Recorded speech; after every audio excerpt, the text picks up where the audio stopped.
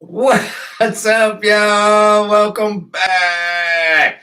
Thanks for tuning in live every Sunday, 12 Eastern Time. You got Camille and I live. You can ask us any questions you want. Today, the topic is muscle activation versus muscle hypertrophy. However, if you have a question off topic, go ahead and fire, baby. We're here live. We're here for you.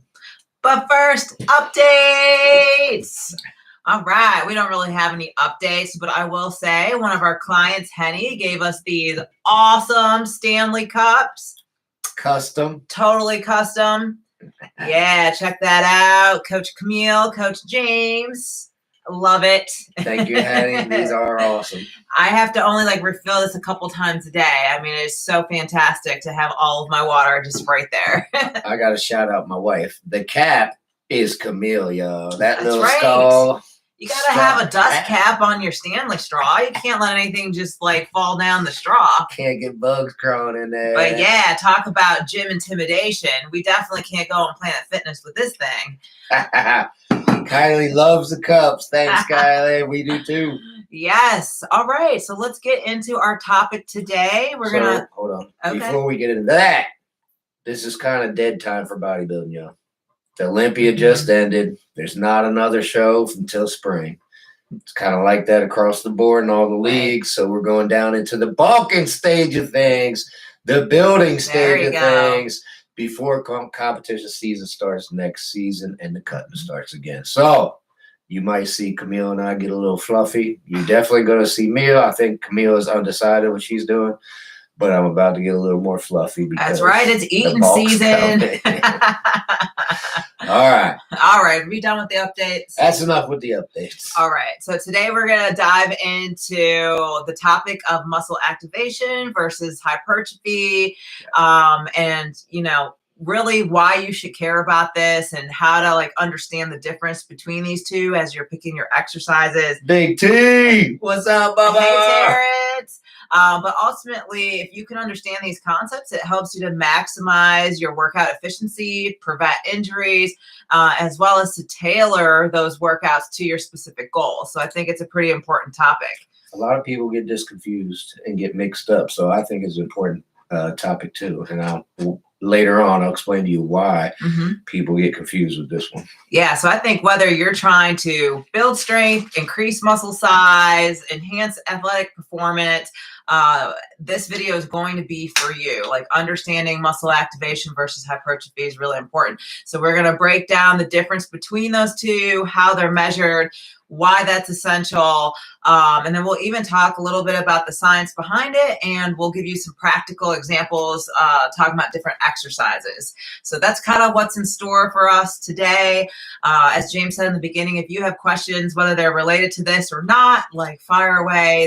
This time is for you guys. So, all right. Well, with that, let's get into the topic. So first, let's just define what muscle activation means, right? So it's really related to the motor neurons telling your cells to produce that contractile force. So I don't know if you want to say that in any kind of simpler way, but it's signaling to your muscles that they need to contract. Correct. Basically. So your nervous system says contract your muscle, activate your muscle. That's what happened. Kylie coming with the flexies, baby. Oh, she won up Terrence because Terrence had one flexi and she's got the double robot flexi there. So I like it. Can we get 3 flexies, y'all? So in terms of measuring muscle activation, you'll see this talked about sometimes, or you'll see Instagram channels where someone's wearing those little surface electrodes. And so they're really just using that to measure. Hey, Big T. That's right. Kylie, he one-upped you. So yeah, those little surface electrodes are measuring the electrical activity within the muscle. And so that's how it's really measured. Most people probably aren't walking around with that, but you do see it from time to time, especially on social media. Now, in terms of mechanisms for muscle activation,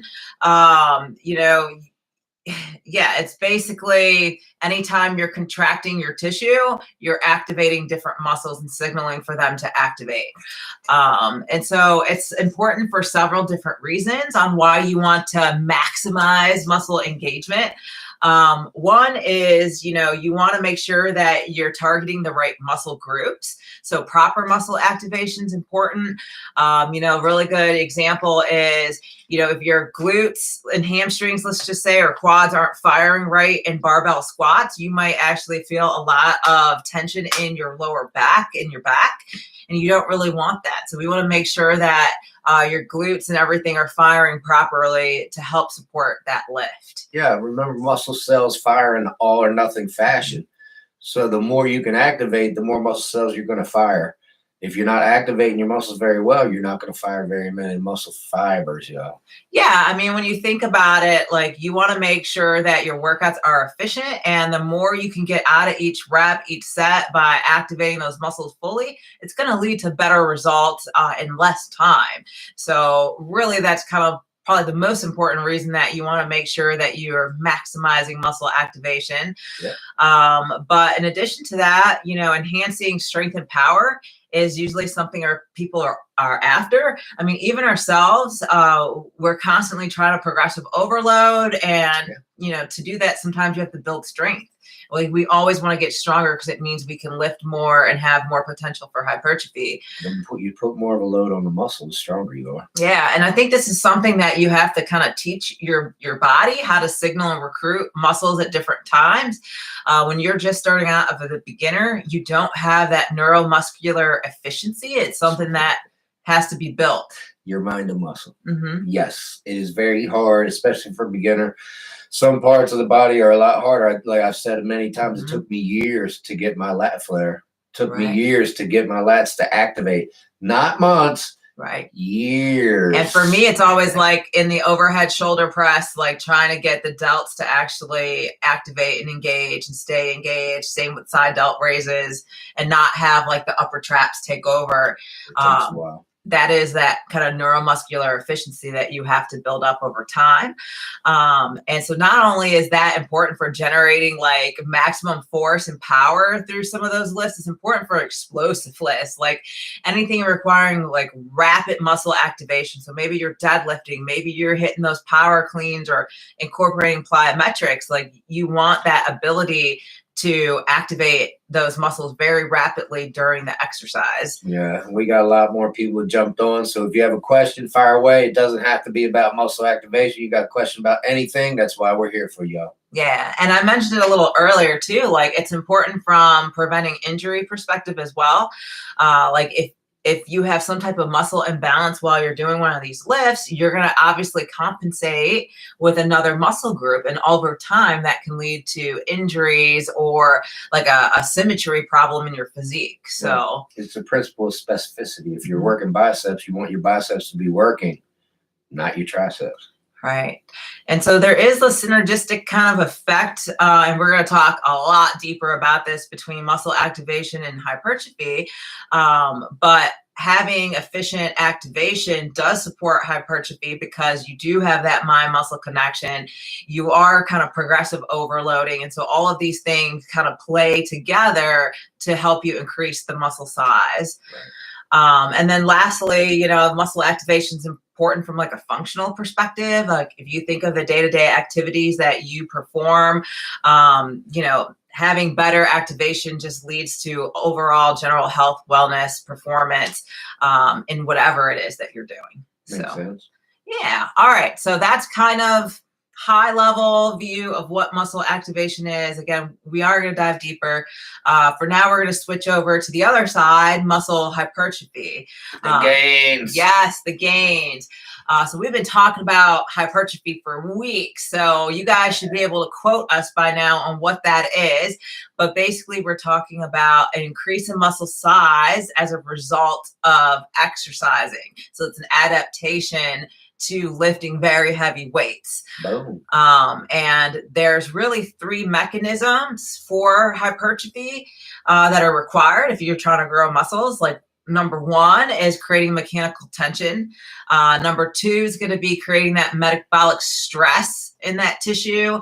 And then three is muscle damage, or the trauma, as James always calls it. Trauma. Put the load on the muscle, create the trauma. That's hypertrophy, y'all. Yeah. It's going to tear it down. When it grows back bigger and stronger. Absolutely. So let's go maybe a little, actually, no, we're not going to go a little deeper because I think that's going to be the topic for like the next couple of weeks. We'll break down those 3 terms. But just remember, like as we talk through this today, there's 3 things that are needed to increase muscle size. It's the mechanical tension, metabolic stress, and the damage to the tissue. So those 3 things in particular.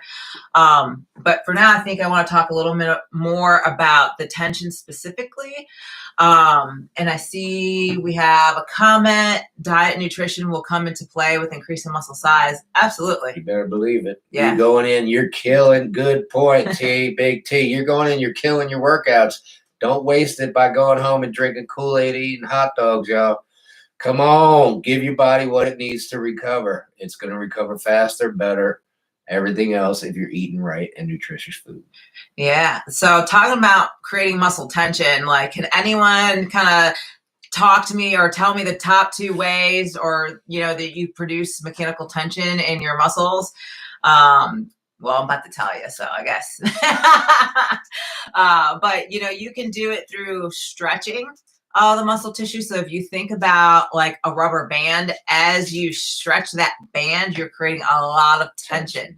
And for the further out you stretch it, the more tension that band has. If you were to let go, it's going to snap back, right? And then the other way is through muscle contraction. So like as you know, make that bicep, you know, big bicep curl right there, like you're creating tension as you contract that tissue. So those are the 2 ways that you really create tension. So it's like doing a rep. It's a stretch and it's a contraction. A stretch, contract, stretch, contract. Right. And there's That's how you do your reps, y'all. Yeah, and there's some exercises that are really great at this because you can kind of do both. Like one thing that comes to mind is, for instance, like a stiff leg or Romanian deadlift. Like you're creating a lot of active and passive tension at the same time, which kind of increases the hypertrophic effect of that exercise versus doing an exercise, say, in the shortened position where you don't have that kind of passive tension through stretching that tissue. Yeah. So yeah, that's kind of a couple of things I just wanted to mention there. It's just, that's something to think about. You know, as you're doing your exercise, can you create both active and passive tension? I know you hear me and James in our videos say like muscle stretch while under load has the most potential for growth. Yeah. Well, that's the passive tension. Like we're talking about passive tension there a lot of the times. That's also a lengthened partial, yeah. If you've been watching our stuff lately or hanging out in the fitness industry, you've been hearing about lengthened partials lately. So yeah, there's a lot of other exercises too that are good for this. Like pull-ups, for instance. There's the stiff leg deadlifts. Just, you know, bench flies. Like think about laying flat on your back with a set of dumbbells. And as you stretch, yeah, the amount of tension at that bottom, right? And then you still have the contraction at the top. But you know what's interesting about this is when you're talking about muscle activation versus having a lot of mechanical tension, like they don't really correlate very well. Because if you think about those bench flies, for instance, that we were just talking about, as I'm fully stretched, right, in this bottom position, my muscles aren't activated, right? Like I'm not highly activating my pec muscles. They're only activated in this upper part of the rep. So but max contraction is at the shortened point, not at the stretch point. Yeah. So you're going to get a lot more activation, a lot more muscle fibers firing with your max contraction here as opposed to in the stretch position. Right. But think, for instance, if you took out the stretch position altogether, would you still build a big chest? And the answer is no. You're not working in that passive tension state. So if you completely took that out and did shortened reps somehow, you have high muscle activation, but we're not stretched anymore. We don't have the passive tension. So the ability to get hypertrophy is reduced. Yep. So it's a weird way. So like exercises that have high levels of activation doesn't mean it's going to lead to greater hypertrophy. Right. And a lot of people get jammed up with this. I'm sure you've heard, and I've heard it a million times. I work out for the pump. Well, I could just squeeze my chest all day long. Thank you. I can flex my bicep right here. And if I do it enough times, I'm going to get a pump, y'all. Right. Does that mean I got muscle hypertrophy? Right. No, it does not. You need overload. You don't need activation. Right. You don't need a pump. You need overload. Yeah. So, muscle activation is about engaging your muscles, but when we're talking hypertrophy, we're talking about growing them. And those are two separate things, and they're achieved two separate ways. And sometimes they'll converge, and you get the best of both worlds, and then other times they don't. Let's do that again, right? My bicep is relaxed. Now it's flexed. It's activated. I just had muscle activation right there with the flex.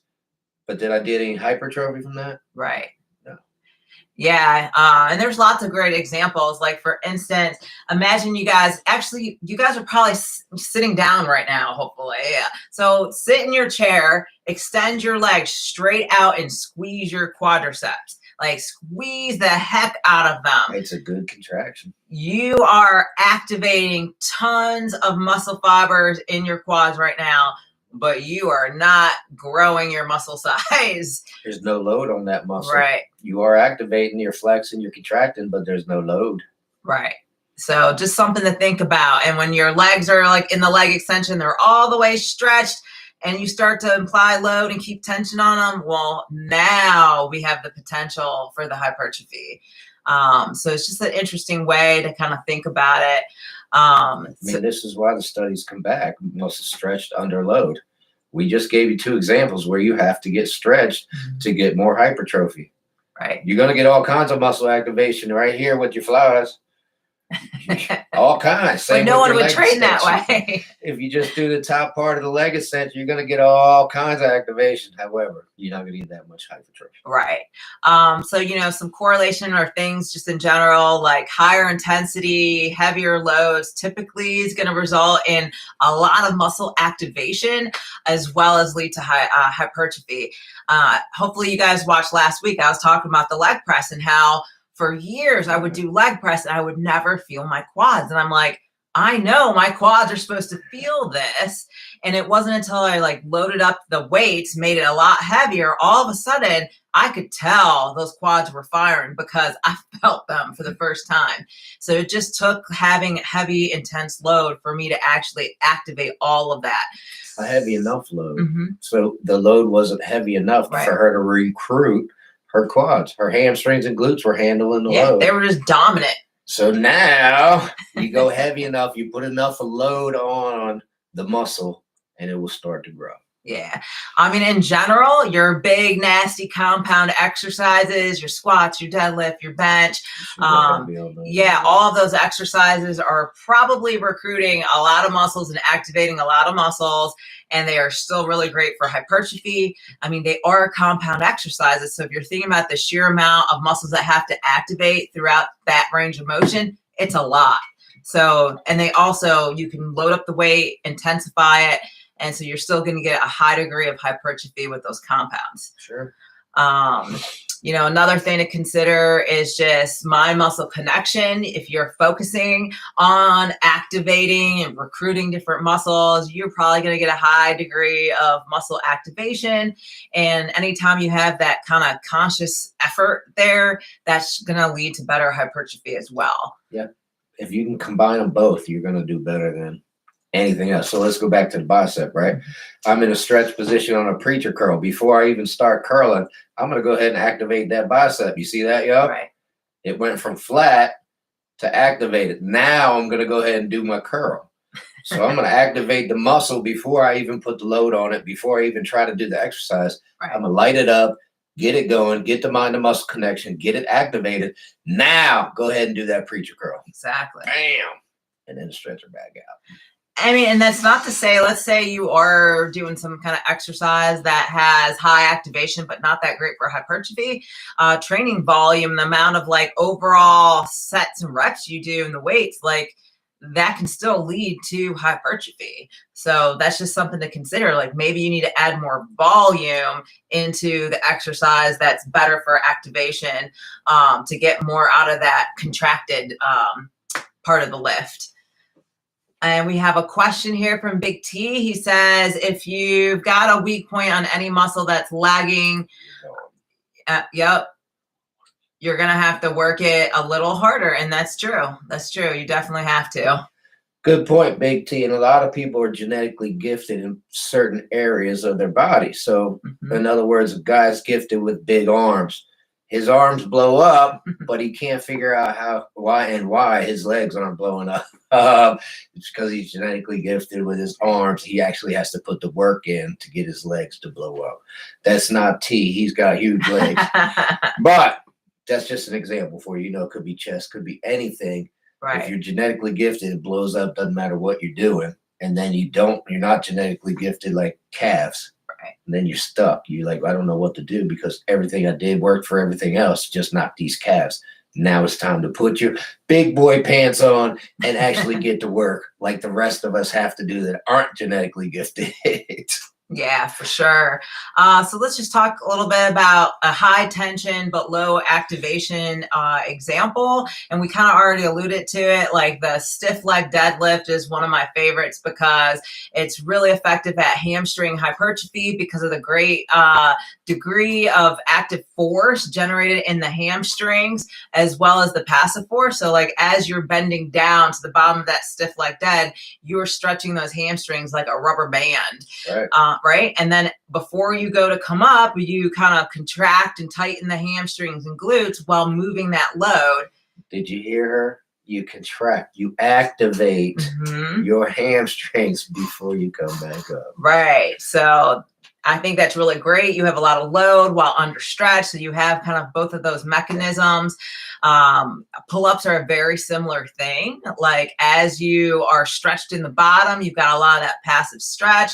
And then as you have to lift yourself up, you have to activate your latch, activate your biceps in order to pull your whole body up. So again, it's a really great exercise that incorporates both that active and passive contractions there. So really great for hypertrophy. But if you were to look at these, like let's say you had that set of electrodes on you, they're probably not the highest exercises for muscle activation. So that's an interesting thing about it, right?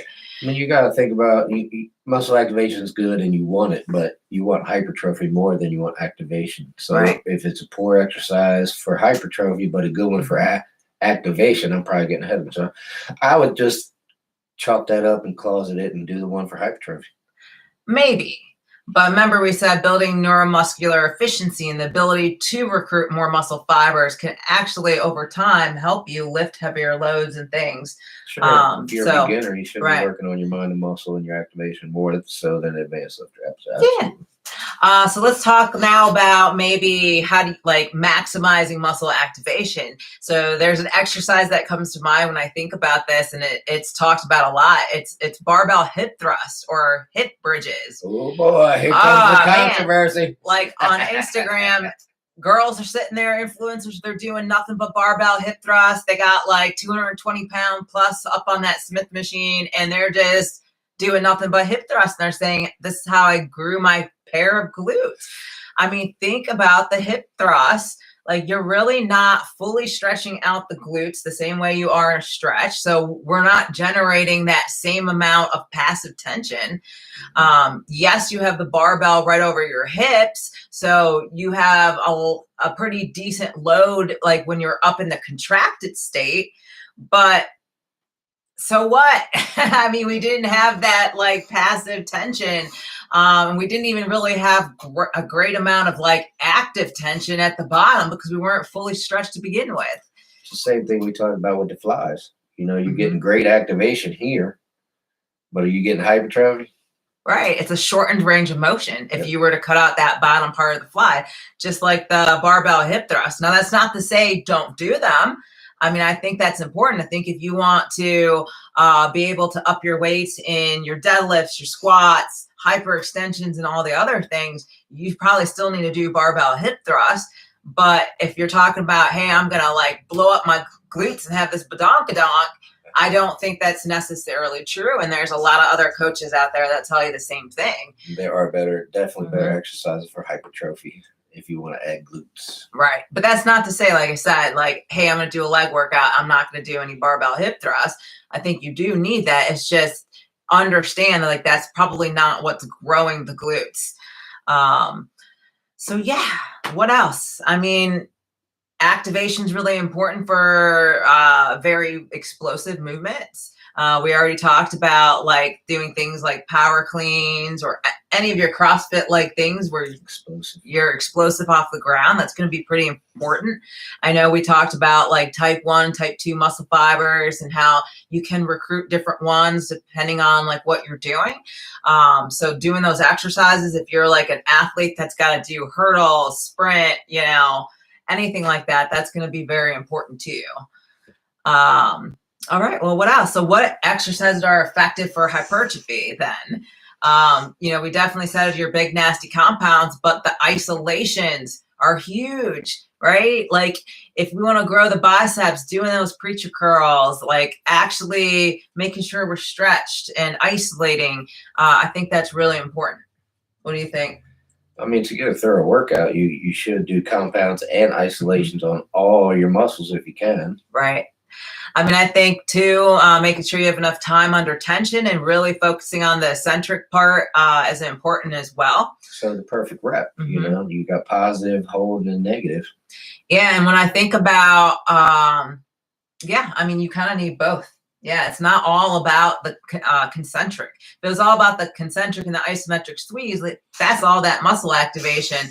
But a lot of that damage, right? I'm going back to our 3 things we talked about. A lot of that muscle damage is created through the eccentric part as well as the metabolic stress. Yep. You're making more gains lowering the weight than you are lifting it. Believe it or not. You are making more gains when you lower the weight than when you lift it. Right.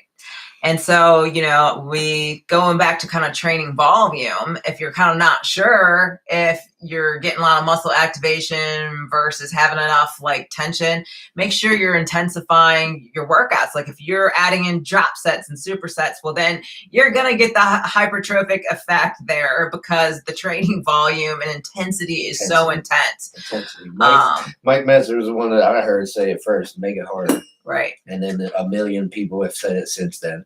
If you can make the set harder, make it harder, aka more intense, you're going to make gains. But yeah, my best training tips for you guys is to always focus on the progressive overload. You know, our channel is big on that. You're wasting your time. Increase the reps, increase the sets. Make sure you're using proper form and hitting that full range of motion.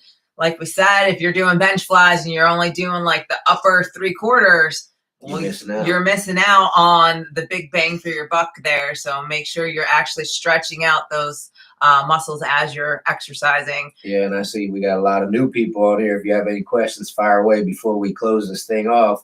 We're here for you. We're live. It doesn't have to be about the topic. If you have a question, go ahead and fire away, baby. Yeah, and Terrence says, did that lat workout we put out the other day, had my lats on fire. My man. That's right. All right, T. I love it, baby. Good stuff. That's great feedback. That was a killer workout. I filmed it. I didn't do it, but I saw it, and that is a killer. Is that the one with me and Miguel training lats? Yeah. If you guys want a lat blaster, find that video. It's fantastic. It is. Good video, too. I haven't done the workout yet, but I'm going to, Big T. Thanks for the reminder, baby. Absolutely. And then recovery is important. I mean, even if James is just doing this all day and activating those bicep muscles, he still has to take the time to relax and recover and let them repair. Like he was still working them out.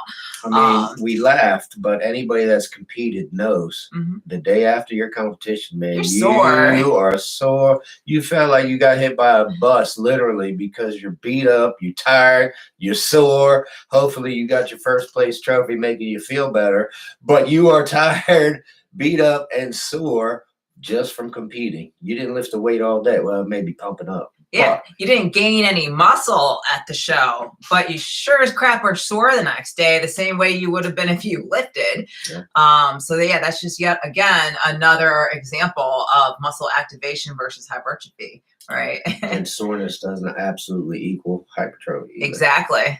Yeah, that's a whole nother video, James. So yeah, I think the key to success here is you're going to have enough variety in your exercises. Like make sure you're hitting multiple different types, compounds, isolation. Make sure you're going through full rep ranges and really focusing on the bottom portion, the stretched portion of that lift. Make sure you're getting proper time under tension and getting the recovery in. Yeah, just remember muscle activation is good and it can help, but it is not muscle hypertrophy. Right. You want to get bigger, you want to get stronger, focus on hypertrophy, not activation. Absolutely. Well, I think that covers our topic today. So hopefully we shed some light. Just to recap, exercises like stiff leg deads, pull-ups, really great for muscle hypertrophy. Exercises like barbell hip thrust, really great for muscle activation. So don't get them kind of confused there. Make sure you understand what you're doing, why you're doing it to get the most out of it. Yep. And remember, go in there, overload your muscle. Don't train for a pump. Right. Don't train for activation. Track your weights and overload your muscles. That's how they grow. You overload them with an added weight or an added rep every workout. That's how you get hypertrophy. That's how you grow. Not a pump, not activation. Don't chase the pump. Don't chase. I can't tell you how many people have told me, I'm just training for a pump. I'm just training for a pump. I'm just training for a pump. Mike, I'm going to quote Mike Mentzer again. Somebody came up to him in Muscle Beach, wherever he was training clients, and said, muscle pump is what gets you hypertrophy, not overload. He said, young man, go ahead and turn around and take a look at this gym. Every person in this gym right now is achieving a pump, but I can guarantee you every one of them is not achieving hypertrophy right now. So don't chase the pump, y'all. It pumps great. Believe me, I love pump too. Yeah, it doesn't last great, though. I want lasting pump. Don't chase the pump. Chase the hypertrophy. You got it. That might be another video. Goodness gracious. Yes. All right, y'all. But for next week, we are actually going to talk about one of the 3 mechanisms for muscle hypertrophy. We're going to talk about creating mechanical tension in the muscle tissue. So if you're interested on how you can do that and in the most effective way and some like really practical tips, definitely join us. And hey, if you really enjoyed this video today and our content, definitely toss us some super thanks. It helps us keep doing what we love and it helps us stay current with the equipment and things we need. Yeah. And don't get intimidated by the big words, muscular, mechanical tension, yo. I will bro science it. I'll break it down. The word mechanical tension. Yeah. Are you thinking workout when you hear mechanical tension?